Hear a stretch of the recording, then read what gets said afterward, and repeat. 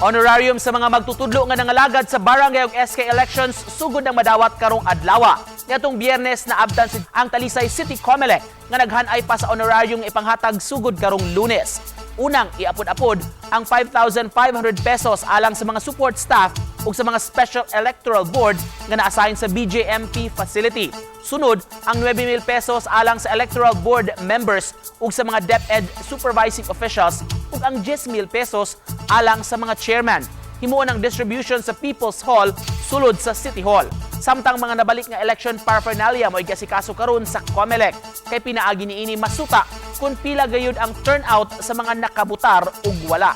Samtang mga mananaog sa barangay ug SK elections matod sa Comelec nga base sa memorandum nga gipagawa sa Department of Interior and Local Government nga kinahanglan nga makalingkod na sila sulod sa tulo ka semana human sila na proklamar nga mananaog.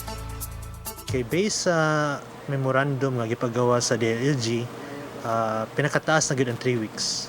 Kay para daw naihapsay nga transition sa old nga sa previous nga kaning mga barangay captains, sa mga councilors ug sa kato mga bagong nadaog